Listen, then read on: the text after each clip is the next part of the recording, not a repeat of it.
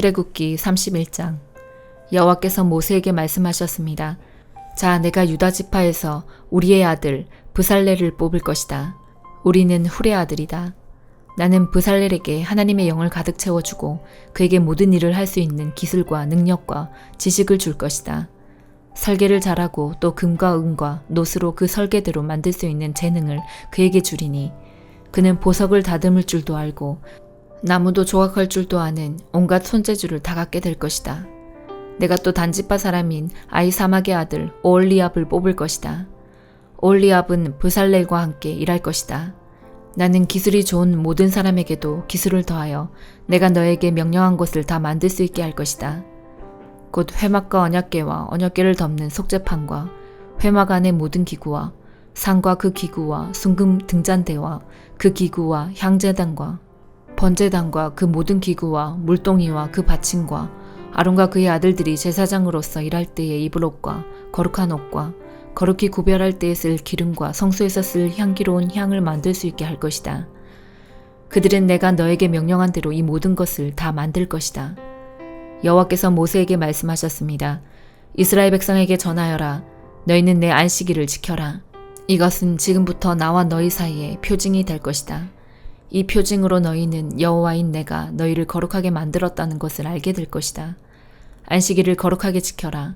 안식일을 다른 날과 똑같이 여기는 사람은 죽을 것이다. 누구든지 안식일에 일하는 사람은 그 백성 중에서 끊어질 것이다. 6일 동안은 일을 하여라. 그러나 7일째 되는 날은 나 여호와를 기리기 위해 쉬는 안식일이므로 거룩하게 지켜라. 누구든지 그날에 일을 하는 사람은 죽을 것이다. 이스라엘 백성은 안식일을 기억하고 그날을 영원한 언약으로 삼아 자손 대대로 지켜라. 안식일은 나와 이스라엘 백성 사이의 영원한 표징이다. 이는 여호와인 내가 6일 동안은 하늘과 땅을 만들고 7일째 되는 날에는 일을 하지 않고 쉬었기 때문이다. 여호와께서 시내산에서 모세에게 말씀하시기를 마치셨습니다. 여호와께서는 모세에게 언약의 말씀을 새긴 증거판 2개를 주셨습니다. 그 돌판 위의 말씀은 여호와께서 손수 쓰신 것입니다. 요한복음 10장. 내가 너희에게 진리를 말한다. 양우리의 문으로 들어가지 않고 다른 곳으로 넘어가는 사람은 도둑이며 강도다. 문으로 들어가는 사람이 양의 목자다. 문을 지키는 사람은 목자를 위해 문을 열어준다. 양들은 목자의 음성을 듣고 목자는 양들의 이름을 부르며 그들을 밖으로 인도한다. 목자가 자기 양을 모두 밖으로 이끌어낸 후 양들 앞에서 걸어가면 양들은 목자의 음성을 알기 때문에 그의 뒤를 따른다. 하지만 양들은 낯선 사람을 절대로 따라가지 않는다. 양들은 낯선 사람의 음성을 알지 못하기 때문에 그 사람에게서 멀리 도망간다. 예수님께서는 이 비유를 들어 사람들에게 말씀하셨습니다. 그러나 사람들은 그분이 자기들에게 하시는 말씀이 무슨 뜻인지 깨닫지 못했습니다. 예수님께서 다시 말씀하셨습니다. 내가 너희에게 진리를 말한다. 나는 양들의 문이다. 나보다 앞에 온 사람들은 다 도둑이며 강도들이다. 양들은 그 사람들의 말을 듣지 않는다. 나는 문이다. 나를 통해 들어가는 사람은 구원을 얻을 것이다. 그 사람은 들어가기도 하고 나가기도 하며 또 좋은 목초를 발견하기도 할 것이다. 도둑은 훔치고 죽이고 파괴하기 위한 목적으로 온다. 그러나 나는 양들이 생명을 더욱 풍성히 얻게 하기 위해 왔다. 나는 선한 목자다. 선한 목자는 양을 위하여 자기 목숨을 내놓는다. 품삯을 받고 양을 돌보는 사람은 사실 목자가 아니며 양도 자기 양이 아니다. 그 사람은 늑대가 오는 것을 보면 양만 남겨두고 멀리 도망가 버린다. 그러면 늑대는 양을 공격하여 양들을 흩트린다. 그 사람은 단지 품삯을 받고 양을 치는 사람이기 때문에 그 양을 돌보지 않는다. 나는 선한 목자다. 나도 내 양을 알고 내 양도 나를 알아본다. 아버지께서 나를 아시듯이 나도 아버지를 안다. 그리고 나는 양을 위하여 목숨을 내놓는다. 내게는 이 우리 안에 있지 않은 다른 양들도 있다. 나는 그 양들도 인도해야 한다. 그 양들도 내 음성을 들을 것이다. 그래서 한 목자 아래서 한 무리가 될 것이다. 아버지께서 나를 사랑하시는 것은 내가 나의 목숨을 스스로 버리기 때문이다. 나는 목숨을 다시 얻기 위하여 목숨을 버린다. 아무도 내게서 목숨을 빼앗을 사람이 없고 다만 내 스스로 생명을 내놓는 것이다. 나는 목숨을 내놓을 권세도 있고 그것을 다시 찾을 권세도 있다. 나는 이 계명을 내 아버지에게서 받았다. 예수님의 이 말씀 때문에 유대인들 사이에 또다시 편이 갈리게 되었습니다. 이들 중 많은 사람이 그가 귀신이 들렸다고 하거나 그가 미쳤다, 너희가 왜 그 사람의 말을 듣느냐 라고 말하기 시작했습니다. 그러나 이것은 귀신 들린 사람의 말이 아니다. 귀신이 앞을 보지 못하는 사람의 눈을 뜨게 할 수 있느냐 라고 말하는 사람들도 있었습니다. 예루살렘의 수전절이 다가왔습니다. 수전절은 겨울에 지키는 유대 명절입니다. 예수님께서는 솔로몬 행각이 있는 성전뜰의 주변을 거닐고 계셨습니다. 유대인들이 예수님 주위에 모여들어 이렇게 물었습니다. 언제까지 우리를 애태우게 할 작정입니까? 만일 당신이 그리스도라면 우리에게 터놓고 그렇다고 말해 주십시오. 예수님께서 그 사람들에게 대답하셨습니다. 내가 전에 말하였으나 너희는 믿지 않았다. 내가 내 아버지의 이름으로 행하는 일들이 나를 증언한다. 그러나 너희는 나의 양이 아니므로 믿지 않는다. 내 양은 나의 음성을 듣고 나도 내 양을 안다. 내 양은 나를 따른다. 나는 그들에게 영생을 준다. 그들은 영원히 멸망하지 않을 것이며 아무도 그들을 내 손에서 빼앗을 수 없을 것이다.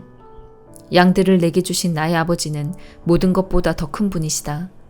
그러므로 아무도 내 아버지의 손에서 내 양들을 빼앗을 수 없다. 아버지와 나는 하나다. 유대인들이 다시금 돌을 집어 예수님께 던지려고 하였습니다. 그러나 예수님께서는 그들에게 이렇게 말씀하셨습니다.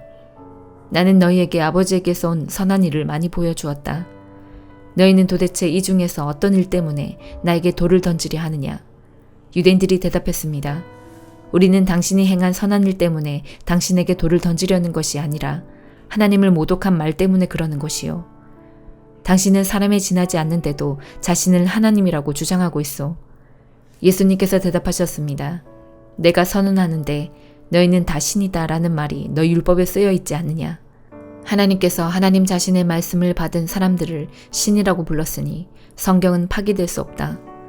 하나님께서 구별하여 세상에 보낸 사람에 대해서는 너희가 뭐라고 말하겠느냐.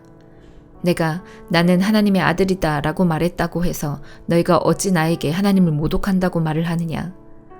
만일 내가 내 아버지의 일을 하지 않는다면 그때는 나를 믿지 마라.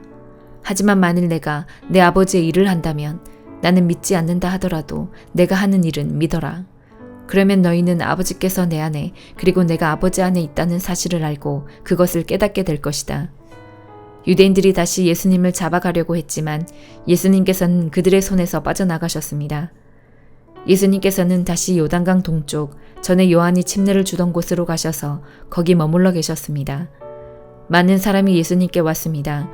그들이 침례자 요한은 그 어떤 표적도 행하지 않았으나 요한이 이분에 대해 이야기한 것은 다 사실이었다고 말했습니다. 그곳에서 많은 사람이 예수님을 믿었습니다. 잠언 7장. 내 아들아, 내 말을 따르고 내 명령들을 네 마음속에 깊이 간직하여라. 내 명령을 지키면 너는 살 것이다. 내 가르침을 네 눈동자같이 지켜라. 그것을 네 손가락에 메어 네 마음판에 새겨라. 지혜를 너의 누이라 하고 총명을 너의 친척이라 칭하여라. 그것들이 너를 창녀의 유혹에서 지켜줄 것이다. 내가 우리 집 창문에서 밖을 내다보다가 미련한 젊은이들 가운데서 한 정신 나간 젊은이를 보았다. 그는 길 모퉁이를 지나 창녀의 집 쪽으로 걷고 있었다. 날이 저무는 황혼역에 어둠이 찾아들 때쯤 한 여인이 창녀처럼 꾸미고 그 남자를 유혹하기 위해 그에게로 다가왔다. 그 여자는 집에 붙어 있지 않고 멋대로 돌아다니며 때로는 거리에서, 때로는 광장에서, 때로는 길 모퉁이에서 유혹할 사람을 기다린다. 그 여인이 그를 붙잡고 입맞추며 부끄러움도 없이 말한다. 화목제 고기가 집에 있어요. 난 서약한 제사를 드렸거든요. 그래서 당신을 찾으러 나왔다가 이렇게 만났답니다. 내 침대에는 이집트에서 만든 화려한 이불들이 깔려있고 그 위에 모략, 침향, 계피향을 뿌려놓았어요. 들어가요. 아침까지 마음껏 사랑하며 즐겨요. 남편은 먼 여행을 떠나고 집에 없답니다. 지갑에 잔뜩 돈을 채워서 떠났으니 보름이나 되어야 돌아올 거예요.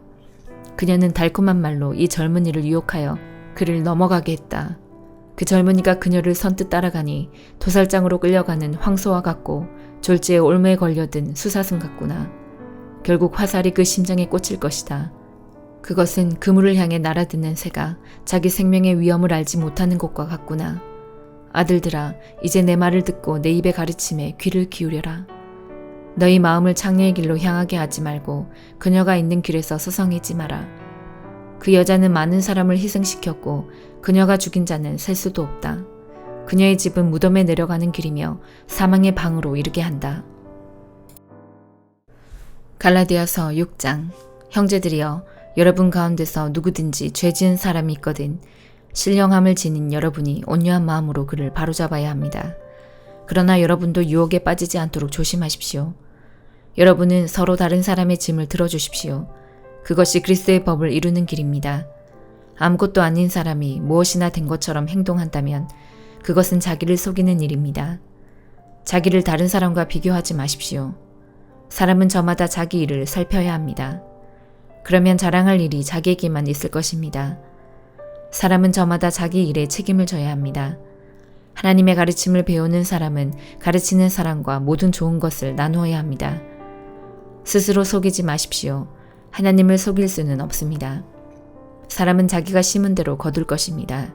자기 육체의 욕망대로 심는 사람은 육체로부터 썩을 것을 거둘 것이며 성령의 뜻을 따라 심는 사람은 성령으로부터 영원한 생명을 거둘 것입니다.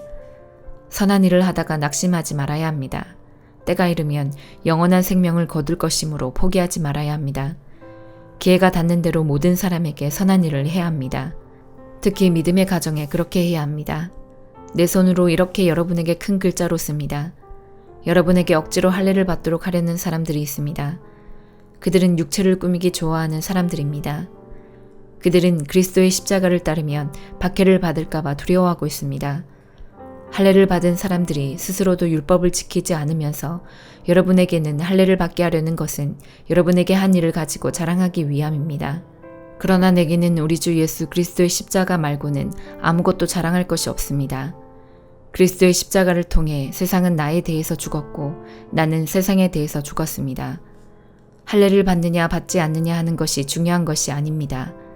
중요한 것은 하나님의 새로운 백성이 되는 것입니다. 이 규칙을 따르는 사람, 곧 하나님의 모든 백성에게 평화와 자비가 있기를 바랍니다. 그러므로 이제부터는 나를 괴롭히지 마십시오. 내 몸에는 그리스도 예수의 흔적이 있습니다. 형제들이여, 우리 주 예수 그리스도의 은혜가 여러분의 심령에 있기를 빕니다. 아멘.